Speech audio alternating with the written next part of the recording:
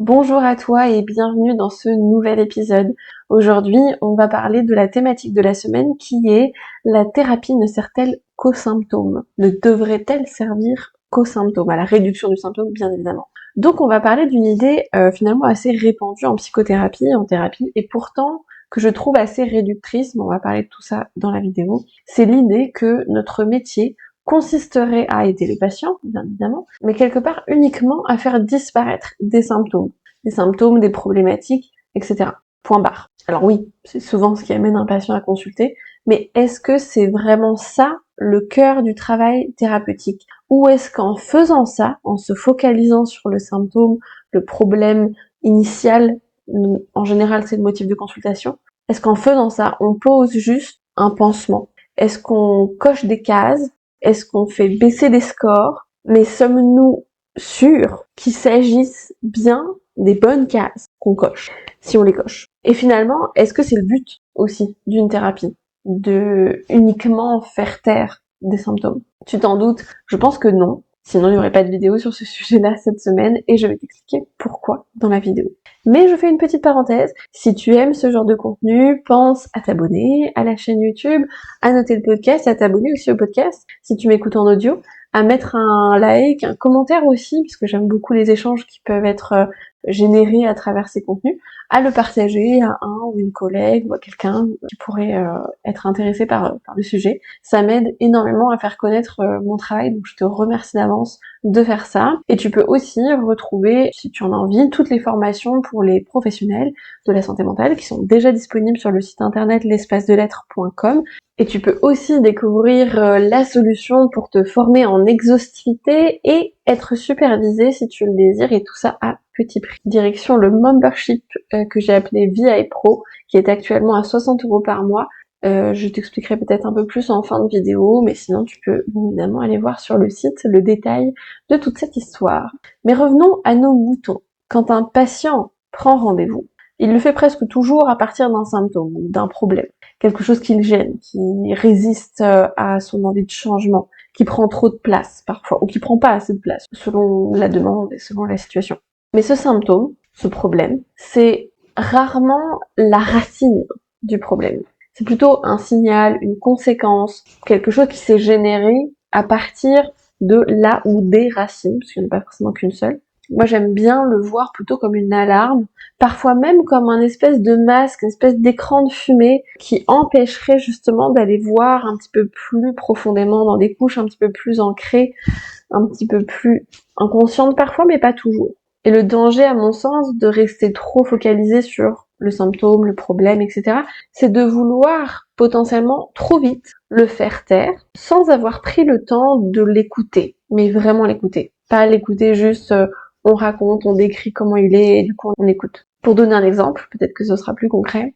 Alors c'est un exemple généraliste, c'est pas un exemple personnalisé, mais imagine un patient qui vient pour des crises d'angoisse. C'est quand même assez fréquent. Ou en tout cas une charge d'angoisse assez importante, même s'il n'y a pas de crise d'angoisse. Si tu cherches juste, en tant que thérapeute, à faire disparaître les crises, tu risques de passer à côté de toute une histoire de vie, de toute une histoire éventuellement du symptôme, mais aussi une histoire qui comprend une régulation ou une dysrégulation émotionnelle, qui comprend des souvenirs relationnels, peut-être même des traumas, identifiés ou non identifiés, mais même quand ils sont identifiés, il faut vérifier s'ils sont bien digérés, ce qui n'est pas toujours le cas. Tu peux passer à côté de schémas relationnels déséquilibrés qui, peut-être, ont un lien direct de genre voie de cause-conséquence avec le symptôme dont ton patient te parle et dont il voudrait se détacher, se libérer. Il y a plusieurs questions qui peuvent aider à rouvrir les perspectives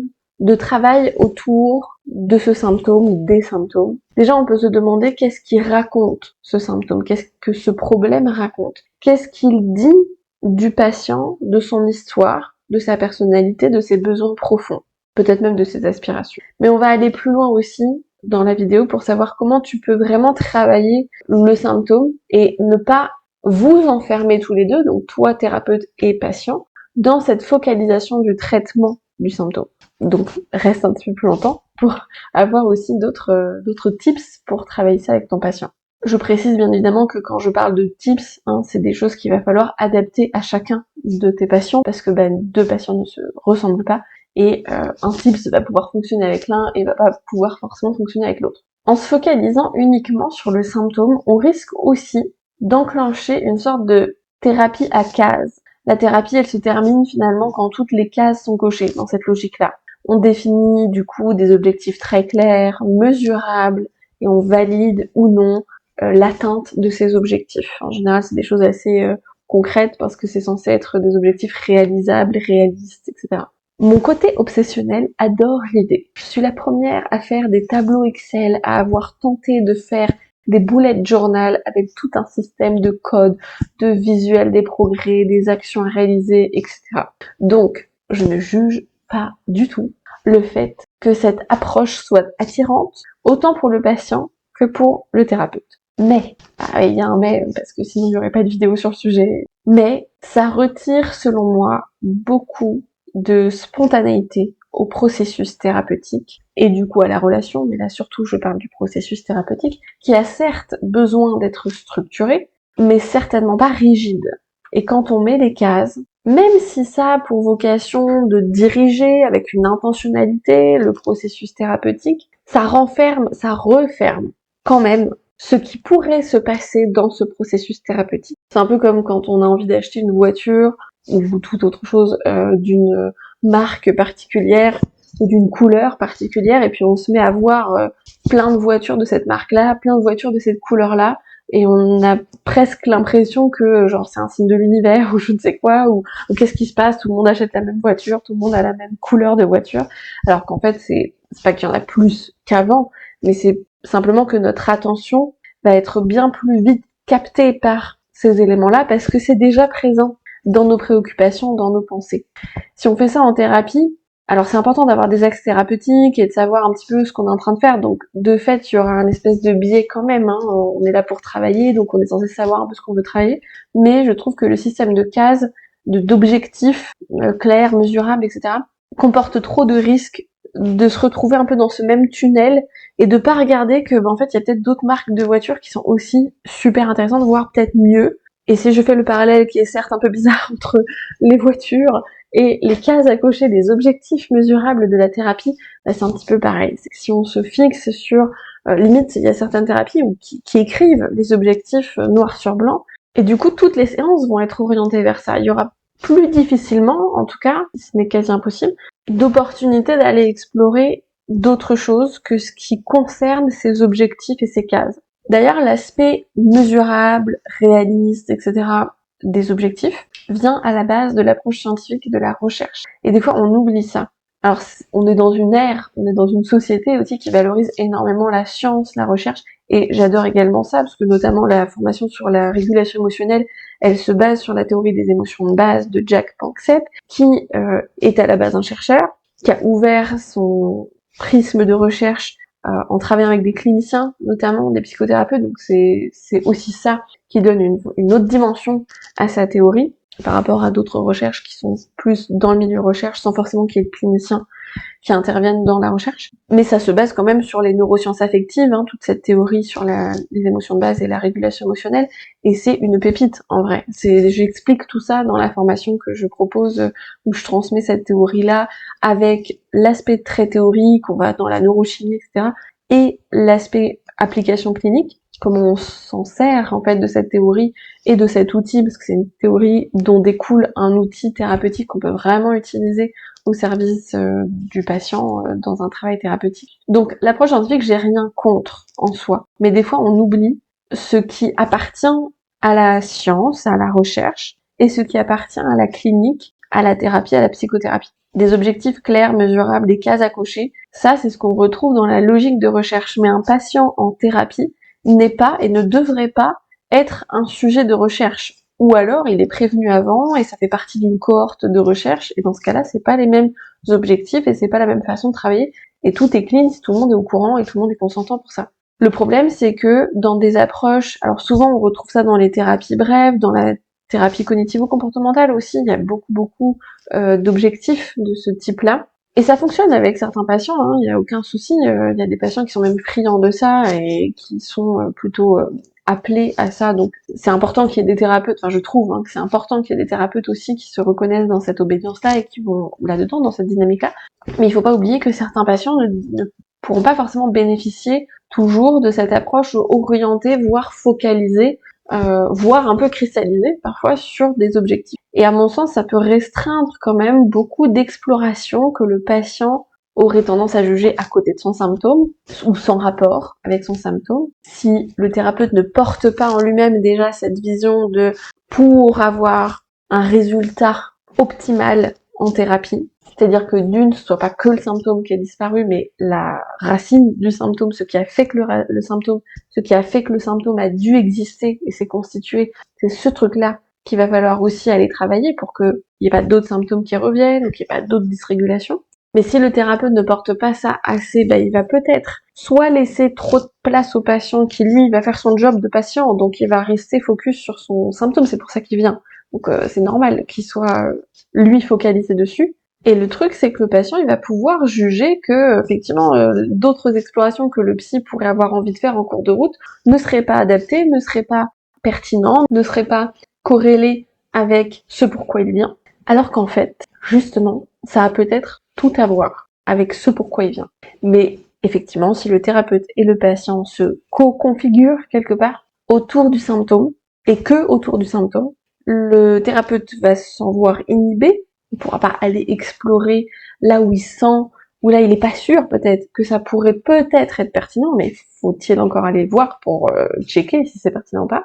Et par la même occasion, il retire aussi au patient l'expérience de recherche commune, de recherche collaborative de son fonctionnement avec le thérapeute, etc.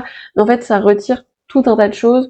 Je vais pas forcément rentrer dans les détails ici, parce qu'il y a plein de choses dont je parle dans la formation que j'ai appelée psychothérapie, comprendre, ressentir, agir, qui parle vraiment d'une psychothérapie intégrative au niveau pratique, plus qu'au niveau théorique, même si il y a quand même des transmissions au niveau théorique. Il y a beaucoup de choses que ce fonctionnement de focalisation sur un symptôme empêche, en fait, dans le processus thérapeutique. C'est un petit peu dommage. Et finalement, le patient, dans ce contexte-là, il pourra difficilement, voire jamais, apprendre réellement le chemin de pensée, le déroulé, le mouvement psychique, le guide qui va pouvoir suivre pour dénouer des nœuds par lui-même, et non plus uniquement en passant par un psy, même si en soi c'est pas une mauvaise chose et c'est pas un échec que de demander à un professionnel de santé mentale de nous aider, mais d'avoir le plus d'autonomie possible pour ça, puisque finalement il l'aura pas vraiment vécu avec son thérapeute ne lui aura pas donné à voir ça. Les patients ont souvent besoin de voir ça chez nous, comment on s'y prend pour réfléchir, comment on s'y prend pour faire des liens, et pas juste « ah j'ai fait un lien, je suis trop fière de moi, en tant que thérapeute je te le donne », même si on n'est pas fier de nous, mais c'est un peu, je te donne le produit fini, mais je t'explique pas comment je suis arrivée à ce produit fini. C'est le comment je suis arrivée à ça qu'ils ont souvent besoin de voir, d'entendre, et puis de s'entraîner eux-mêmes à ça. C'est ça qui assure vraiment beaucoup d'autonomie chez le patient. Bon, c'est pas en soi le sujet de la vidéo, donc je vais me recentrer, mais en soi, pour reparler du symptôme, son symptôme, le patient, il le connaît. Il le connaît sur le bout des doigts. Il n'a pas besoin de son thérapeute pour cerner son symptôme, pour délimiter son symptôme. Ça, il sait déjà très bien le faire. Ou alors, il a du mal à mettre des mots, et ça peut être un axe thérapeutique, effectivement, mais ça va pas être suffisant, c'est ça que je veux dire. Et puis le problème aussi, c'est que beaucoup de patients ne rentrent pas de toute façon dans des cases ou dans ces cases-là d'objectifs. Parfois aussi, le symptôme peut disparaître, mais est-ce qu'on est sûr qu'un autre symptôme ne prend pas le relais ou ne prendra pas le relais plus tard? Comment on s'en assure? Est-ce que, en tant que thérapeute, on a vraiment des repères cliniques qui nous permettent d'aller vérifier ça au maximum, parce que c'est jamais du 100%, mais le plus possible. Et cette histoire de si un symptôme disparaît, il y en a peut-être un autre qui apparaît, ça a même un nom, ça s'appelle un glissement de symptômes, et ça existe, c'est pas juste une politique de la terreur pour dire que attention, n'enlevez pas vos symptômes, sinon ça va devenir autre chose. Non, c'est un vrai truc, c'est quelque chose qui arrive assez souvent en fait. Donc c'est bien d'en prendre soin aussi et d'essayer de faire en sorte que ça n'arrive pas. Et là, j'aime bien utiliser une métaphore pour essayer d'illustrer un peu tout ça, tout ce qu'on est en train de se dire. C'est la métaphore du caillou dans la chaussure. Je pense qu'on a tous expérimenté ça un jour, le caillou dans la chaussure. Il peut rester là pendant longtemps sans que ça nous gêne si on arrive à le mettre un peu sur un côté, on l'oublie un peu. Et puis il y a un moment où il va devenir vraiment gênant. Si on est dans une approche thérapeutique focalisée sur le symptôme, on va vraiment essayer d'enlever le symptôme. C'est comme si on retirait le caillou de la chaussure et juste on l'enlevait. Il disparaît, il n'existe plus. Mais on regarde pas vraiment comment il est arrivé là, pourquoi il est arrivé là, pourquoi la personne n'a pas enlevé plus tôt s'il s'agissait juste de l'enlever, entre guillemets. Et puis on va pas non plus regarder comment faire pour qu'il n'y ait pas d'autres cailloux qui reviennent. Et dans ces cas-là, souvent, d'autres petits cailloux vont probablement finir par revenir, peut-être même le même. Et puis le patient, il finira par soit avoir très mal aux pieds, soit par boiter, soit, enfin pas terrible, quoi. Alors que, ça se trouve, la chaussure, elle est trouée par en dessous, ou sur le côté. Et tout s'infiltre. Bon, c'est un exemple parmi tant d'autres. Enfin, après, je peux pas faire une métaphore filée très très longue sur cette métaphore de la chaussure, mais je pense que vous voyez un petit peu l'idée. Et si, en tant que thérapeute et avec le duo thérapeute-patient, on voit pas ça, on prend pas le temps de regarder, mais attends, elle est dans quel état cette chaussure là qui laisse passer des cailloux. Si on voit pas ça, globalement, on pourra pas agir dessus parce qu'on peut pas le penser déjà, et on pourra pas essayer de trouver des solutions. Soit on change carrément de chaussure, soit on essaie de rapiécer la chaussure, on essaie de voir si ça suffit, s'il y a besoin de mettre des renforts. Là, on va être sur un travail des ressources, par exemple. Si on est sur je change la chaussure, on va peut-être même être sur un travail de fond un petit peu identitaire, de reconfiguration identitaire, mais alors là-dedans, il y a tout plein de choses qui se passent, au-delà de juste changeons notre identité, parce que ça, c'est pas possible. L'humain, neuronalement, n'est pas câblé pour pouvoir changer de personnalité juste parce qu'on décide qu'on peut changer. C'est progressif, ça peut se faire, hein, mais c'est progressif. Et c'est important de le prendre en compte parce que sinon, ça met beaucoup déjà de pression, d'exigence et de déception quand on voit que non, ça shift pas en une journée. Ça, il y a un concept qui s'appelle la continuité du soi qui l'explique très très bien. Mais je ne vais pas rentrer dedans parce que sinon cette vidéo va être beaucoup trop longue. Finalement, quand on essaye de résumer une bonne thérapie, si on peut appeler ça comme ça, c'est pas juste d'enlever le caillou, du coup, c'est pas juste d'enlever le symptôme, c'est donc aussi d'apprendre au patient à retirer ses chaussures, à regarder ce qu'il y a dedans, à regarder l'état de la chaussure, à comprendre pourquoi ce caillou est arrivé là, comment ça s'est fait, pourquoi il reste là, pourquoi on l'enlève pas tout de suite, et pourquoi pas apprendre aussi à changer de chaussure, à rapiécer la chaussure, ou, soyons audacieux et un petit peu original, à transformer ce caillou en talc pour les pieds. Ouais, l'image est un peu... Bon, faut y mettre beaucoup d'imagination. Mais l'idée que j'avais en tête, c'était transformer quelque chose qui est désagréable, qui est dysfonctionnel potentiellement, en quelque chose qui peut même être au bénéfice du patient, apporter du soin, etc. Enfin, le talc, c'est censé... je suis pas spécialiste en talc, mais c'est censé être un peu hydratant, un peu apaisant, etc. Je referme cette métaphore, osée, audacieuse, originale. Le plus intéressant dans ce travail, à mon sens, c'est que le symptôme a, dans 99% des cas, une fonction protectrice au niveau psychique, même s'il emmerde un peu son monde, même si c'est le caillou dans la chaussure, et que ça fait mal, le caillou dans la chaussure, parfois. Typiquement, le symptôme, il peut empêcher le patient de s'effondrer, de faire face à une vérité trop dure pour l'instant, trop insupportable pour le psychisme, de remuer un traumatisme. Et la liste est longue, en fait, hein, il peut y avoir plein de raisons pour lesquelles le symptôme permet de tenir quelque chose. Certes, en équilibre précaire, mais c'est un genre d'équilibre. Vouloir enlever trop vite le symptôme, juste parce que le symptôme, c'est chiant, et que le patient demande à enlever le symptôme, c'est prendre le risque de retirer une béquille avant que la jambe ne soit réparée. Et ça peut être compliqué pour le patient, du coup, de se retrouver sans béquille, avec une jambe pétée, et puis on lui dit, voilà, c'est bien, tu n'as plus ton symptôme, c'est super. La thérapie est réussie. Cours maintenant. Non, en fait, il peut pas. Bon, je fais exprès de mettre un peu d'humour, on est d'accord que c'est beaucoup plus complexe, hein. De manière concrète, ceci dit, pour travailler, comme je vous disais un petit peu en début de vidéo, pour essayer de travailler ce symptôme-là, je propose, souvent ça m'arrive régulièrement, de proposer aux patients de se demander ensemble qu'est-ce qui se passerait si ce symptôme n'était plus là. Si demain, parce que je sais pas, dans la nuit, il y a une bonne fée qui est arrivée, qui enlève ton symptôme, à quoi ça ressemblerait demain? Qu'est-ce qui peut être bien, mais qu'est-ce qui peut être moins bien? Qu'est-ce qui change, qui serait un petit peu compliqué, ou qui ferait peur, ou qui déstabiliserait, ou qui ferait du nouveau bizarre, ça peut être du nouveau bizarre positif, comme ça peut être du nouveau bizarre négatif. La réponse ou les réponses, elles peuvent ouvrir sur des freins, des résistances au changement qui sont intéressantes à aller voir, Pas pour dire que le patient est résistant, c'est pas dans cette optique-là à changer, mais c'est dans l'idée que de toute façon on est tous des êtres ambivalents, on a envie et on n'a pas envie. Il y a des parts de nous qui veulent faire des choses et d'autres parts de nous qui nous disent pas trop, non, ça on peut pas, ça on sait pas, ça on n'a pas le droit, ça. Donc c'est plus avec ça qu'on va aller travailler. On peut aussi aller explorer ce que j'aime beaucoup faire, pour le coup que je fais encore plus souvent, quand il y a un symptôme, quand il y a un problème, c'est d'aller explorer ensemble, et j'insiste sur le ensemble, à chaque fois, c'est pas juste moi qui me pose la question dans ma tête et je suis censée donner le résultat au patient, mais on réfléchit ensemble à la fonction du symptôme. À quoi sert-il? De manière générale, dans le système psychique, à quoi sert-il ce symptôme?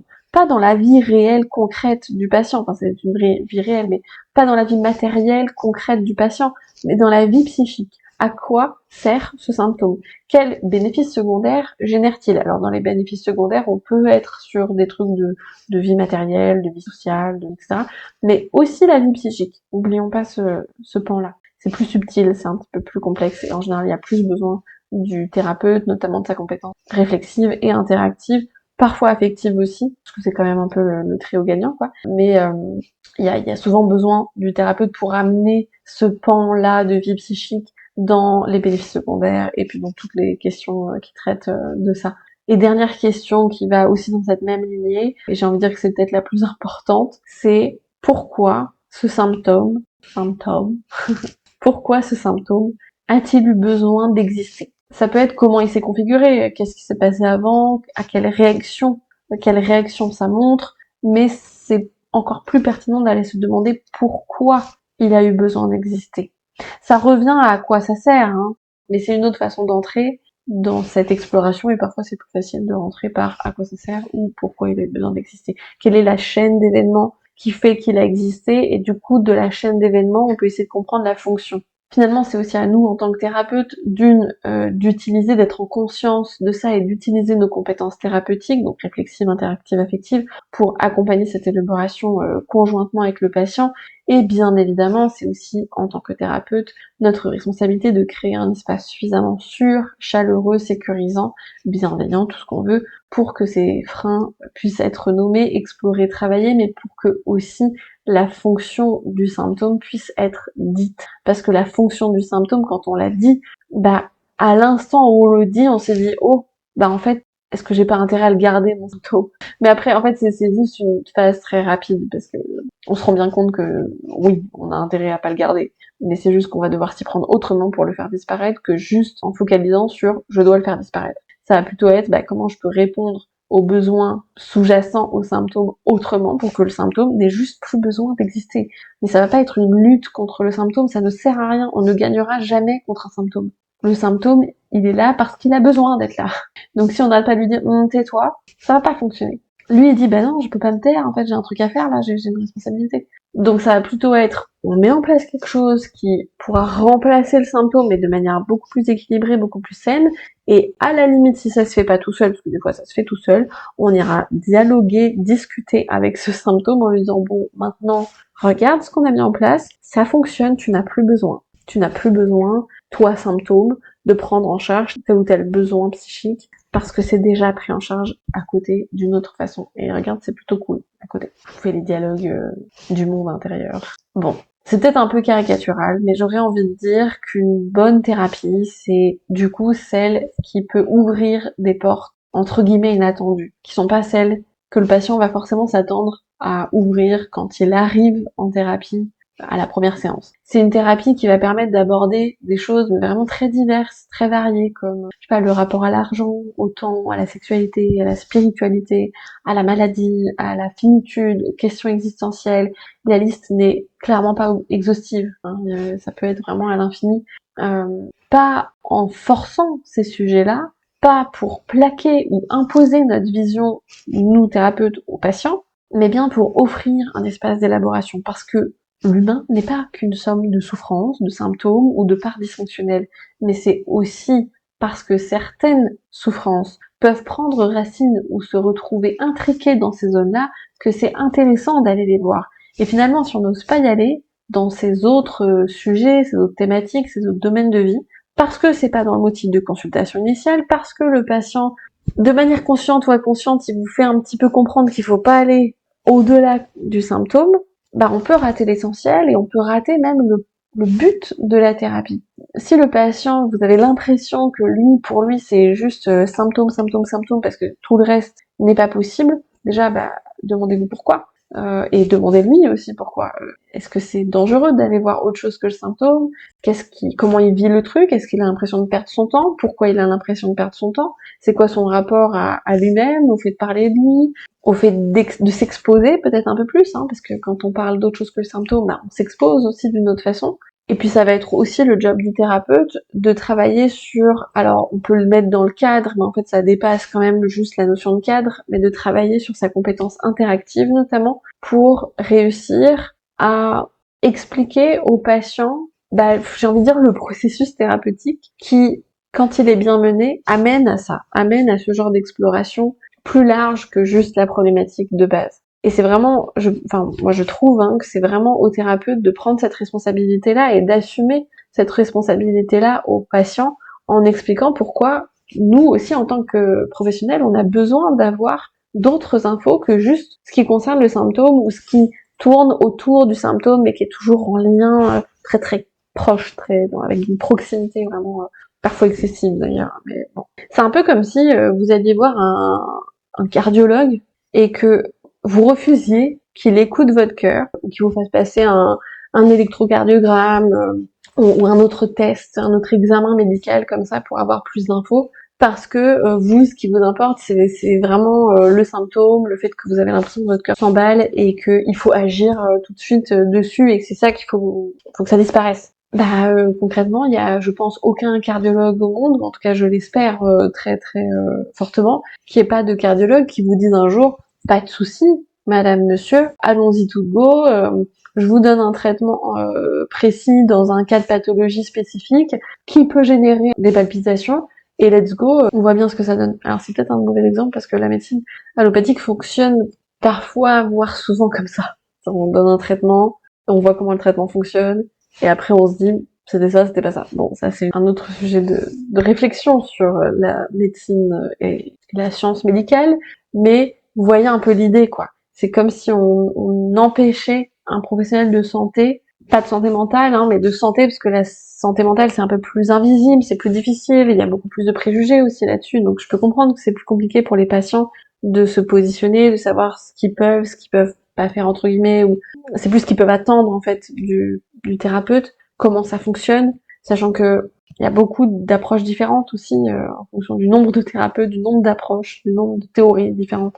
Mais c'est aussi à nous, en tant que thérapeute, d'être au clair et de faire un travail là-dessus pour être au clair sur de quoi j'ai besoin pour vraiment travailler. C'est quoi mes conditions de travail qui me permettent de faire un travail optimal. Et les conditions, c'est pas juste le cadre avec la durée de la séance, le tarif, les conditions d'annulation. Bon, ça, c'est presque optionnel, c'est important, mais c'est pas suffisant pour avoir un cadre qui tienne la route. C'est peut-être 10-20% du cadre, ça. Mais le problème, c'est que c'est uniquement ces 10-20% dont on entend beaucoup parler dans nos études de psycho et parfois dans certaines formations aussi continues où on en parle du cadre, mais on ne dit pas tout le reste que ça représente en fait, cette notion de cadre. Cette idée d'ouvrir les perspectives, d'ouvrir l'exploration, c'est quelque chose qui peut être travaillé de manière, j'ai envie de dire très facile en fait, parce qu'il s'agit juste de rouvrir des autorisations quand on n'ose pas le faire en tant que thérapeute, de réactiver aussi notre capacité d'élaboration de notre patient, sur notre patient, pour comprendre pourquoi c'est bloqué, pourquoi on peut pas, pourquoi on n'y arrive pas à aller au-delà du symptôme, du problème initial.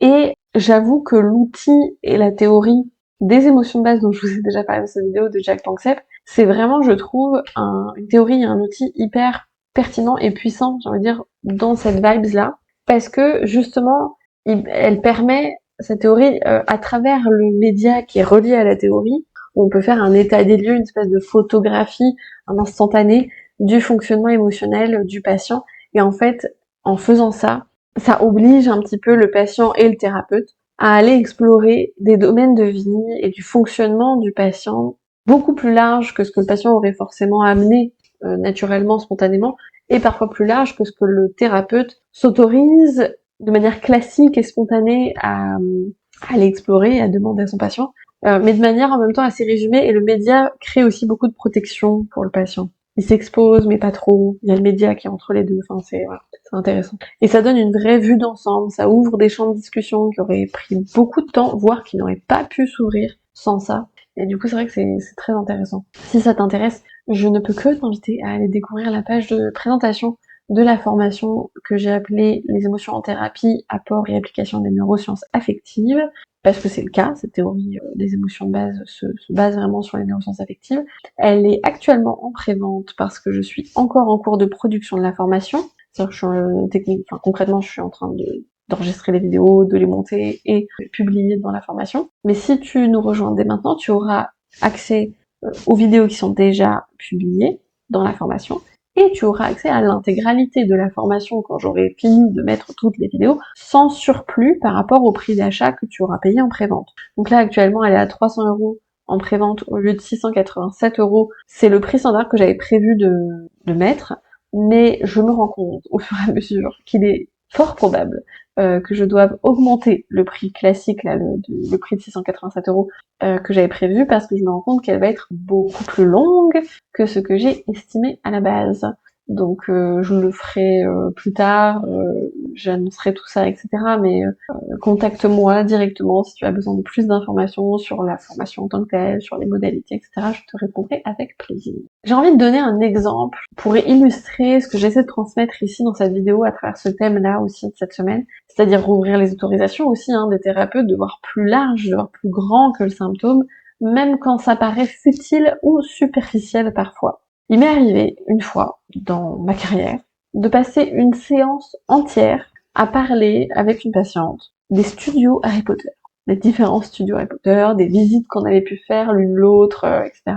Et genre vraiment quoi, toute la séance. Et à la fin, je lui ai dit que je me sentais pas à l'aise de facturer la séance parce que en fait, à mon sens, on n'avait pas du tout fait du thérapeutique, ce que je pourrais mettre dans la case de thérapeutique. Et j'avais un sentiment mêlé de culpabilité d'être sortie de mon rôle un peu de thérapeute pure à ce moment-là. Et en même temps, ça faisait sens quand même, et c'est pour ça que j'ai pas arrêté cette discussion en cours de route. Je voyais bien le temps qui passait, je me disais bon, enfin voilà, j'avais du mal à mettre des mots pendant la séance, mais je sentais que ça faisait sens quand même, que c'était pas totalement à côté de la plaque, que c'était pas un passage à l'acte. Et finalement, tout s'est fait de manière très fluide. Et cette patiente, quand je lui ai dit que je ne pensais pas la facturer, je trouvais ça bizarre de la facturer, elle a refusé que je ne la facture pas. Elle a tenu à payer cette séance, ce qu'elle a fait. Parce que pour elle, elle me l'a expliqué comme ça, ça avait été un moment qu'elle a déjà beaucoup apprécié, et je pense que c'était un moment précieux finalement, très humain.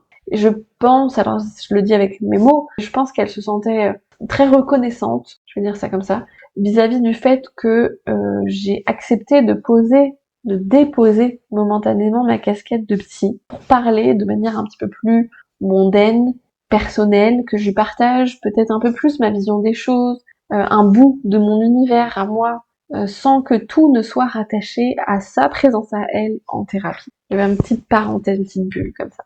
Et avec du recul, je prends la mesure aussi de ce que cette séance a pu nourrir. Ça a pu nourrir quelque chose de fondamental, je pense, dans notre alliance thérapeutique. C'est vraiment un moment d'humanité, de réciprocité implicite et explicite d'ailleurs, de lien. Et c'est ça aussi, ce qui peut faire partie d'une bonne thérapie, si on peut le dire. Alors, ne me faites pas dire ce que je n'ai pas dit. Je ne vous dis pas de faire ce genre de choses régulièrement. Ça doit bien évidemment rester exceptionnel. Et puis ça n'a pas besoin d'exister toujours, dans toutes les thérapies. D'ailleurs, c'est la seule fois de mémoire que j'ai proposé à un patient de ne pas payer. Donc ça montre à quel point c'est exceptionnel. En résumé, parce que je vous annonce malheureusement qu'on arrive à la fin de cette vidéo. Mais de toute façon, je pense que vous le voyez avec la progression de la petite barre. Non, la psychothérapie ne devrait pas se résumer à faire disparaître les symptômes à mon sens. Bien au contraire. Elle peut les écouter, les comprendre, les traverser pour aller vers plus de conscience, de cohérence, de liberté, tout ça c'est oui. Mais la thérapie va aussi avoir besoin de voir, en tout cas c'est ce que je souhaite pour la thérapie, si je la personnifie, elle va avoir besoin de voir plus grand, plus large. Finalement, comme toute existence humaine le mérite. Je trouve que ça crée aussi une vision philosophique de la thérapie un peu étriquée. On est là que pour s'occuper d'un tout petit bout, d'un petit bout de symptômes. Il peut être gros le symptôme, mais c'est quand même un tout petit bout. Et pour ça, pour voir plus grand, pour voir plus audacieux, il faut regarder autour. le contexte, les particularités, la personnalité, les ressources, les vulnérabilités, les grands domaines de vie et leur répartition, les schémas relationnels, la régulation émotionnelle, les croyances porteuses ou limitantes, etc., etc., etc. Alors, si toi aussi, tu veux explorer ou intégrer cette manière de travailler, ou que, en tout cas, ce que tu perçois de ma façon de voir la thérapie te plaît, t'attire, eh bien, je t'invite à nous rejoindre dans les formations. Et là, notamment, je pense à celle dont j'ai déjà parlé dans la vidéo qui s'appelle Psychothérapie, comprendre, ressentir, agir. Je pourrais l'appeler Psychothérapie intégrative, comprendre, ressentir, agir. Parce que ça, c'est un gros sujet aussi, j'en ferai peut-être un thème. La psychothérapie intégrative, cette étiquette d'intégrative, c'est un peu le fourre-tout. Parce que, bon, on sait pas trop en fait ce que c'est. Mais j'en dis pas plus parce que j'en ferai certainement un thème. Dans tous les cas, cette formation-là, c'est une formation complète qui permet justement, alors pas que, mais ça permet justement de sortir de la logique purement symptomatique, d'entrer dans une posture plus humaine. On parle énormément de posture, plus humaine, plus nuancée, mais aussi plus puissante. On est sur la qualité de présence, on est sur mais alors pas que une vision philosophique, hein. Je ne transmets pas qu'une vision philosophique de la thérapie dans cette formation, mais aussi beaucoup d'outils qui sont directement applicables, mais qui sont pas des protocoles, qui sont pas des choses, qui sont pas personnalisables. En fait, tout ce qui est transmis dans cette formation va te demander de l'intégrer pour voir comment tu as envie de l'utiliser avec quel patient, avec tel ou tel patient. Pour ceux qui justement aiment les repères, hein, la formation elle transmet notamment des grands buts thérapeutiques à poursuivre dans toute thérapie. Peu importe la problématique, le motif de consultation, l'âge. Alors les âges, ça va peut-être un peu s'adapter aussi quand même à l'âge de votre patient, mais globalement, c'est des choses qui restent en filigrane de toute thérapie, qui devraient être en tête de tout thérapeute quand on fait de la psychothérapie. Et j'ai bien parlé de buts et pas d'objectifs. Tu vas pouvoir en cocher certains de ces buts avec ton patient, mais tout est adaptable. Deux buts ne vont pas s'exprimer de la même manière chez deux individus différents, donc c'est des cases qui sont personnalisables, si on peut dire ça comme ça. Je mets tous les liens dans la description, les liens de la formation sur la psychothérapie, comprendre, ressentir, agir, le lien de la formation sur les émotions de base qui est encore en pré-vente du coup, et le lien vers l'abonnement, le membership du VI Pro si ça t'intéresse, qui te donne du coup accès à toutes les formations déjà disponibles. Donc là actuellement il y en a 3 plus celle sur les émotions qui est en cours, mais dont tu aurais déjà accès si tu es dans le VI Pro, et tu auras aussi accès à toutes les formations à venir tant que tu restes en fait dans le membership du VI Pro, qui est à 60 € par mois en ce moment. Pour avoir accès à toutes ces formations, il y a un espace communautaire aussi. Selon les demandes et les besoins, je fais aussi des lives pour avoir plus d'interaction avec les gens qui font partie du VI Pro, sans surplus, hein, c'est juste 60 € par mois. Et quand tu es dans le VI Pro, tu as un avantage supplémentaire que tu n'es pas obligé d'utiliser, c'est vraiment un bonus que je propose aux personnes qui sont dans le VI Pro pour les remercier d'être dans le VI Pro, c'est que tu peux avoir accès à une supervision avec moi par mois à prix réduit. Donc mon tarif de supervision, il est à 110 € actuellement, peut-être que ça évoluera dans les prochains temps, mais il est là à 110 € et la séance de VI Pro en ce moment, c'est pareil, je pense que les tarifs du VI Pro, ils seront amenés à évoluer, plus il y aura de formations disponibles déjà à l'entrée du VI Pro, mais elle est actuellement là à 60 € la supervision. En fait, je calque le prix de l'abonnement, c'est le prix de la supervision dont tu aurais accès par mois, sachant que c'est pas cumulable. Si tu prends pas la supervision dans le mois en cours, juste tu décides de pas la prendre et c'est ok. C'est d'ailleurs un avantage qui n'est pas garanti, c'est-à-dire que ce qui est garanti, c'est l'accès aux formations, l'accès à la communauté, l'accès aux lives que je proposerai. La supervision au prix réduit, c'est vraiment un avantage en plus. Donc si tu la prends pas, tu la prends pas. Si tu veux la prendre, mais que, je sais pas, on n'arrive pas du tout à se caler un rendez-vous qui colle entre toi et moi, eh ben c'est pas grave, ce sera la prochaine fois. Je clôture toutes ces petites informations de modalités pratiques. Si l'épisode t'a plu, si la vidéo t'a plu, n'hésite pas à liker, mettre le petit pouce, commenter, partager en l'envoyant à un ou une amie et surtout abonne-toi si ce n'est pas encore fait. Moi ça me permet vraiment de savoir que d'une je parle pas dans le vide et qu'il y a des gens qui sont intéressés et que tu en fais peut-être partie et que tu as envie que je continue à générer du contenu parce que ça me prend beaucoup de temps et j'ai à peu près 3 ou 4 métiers en même temps, si ce n'est plus. Donc j'ai aussi besoin de savoir si c'est quelque chose que tu as envie que je continue à faire. Quand même, je prends beaucoup de plaisir à le faire là déjà. Merci pour ton écoute et à très vite pour un prochain épisode.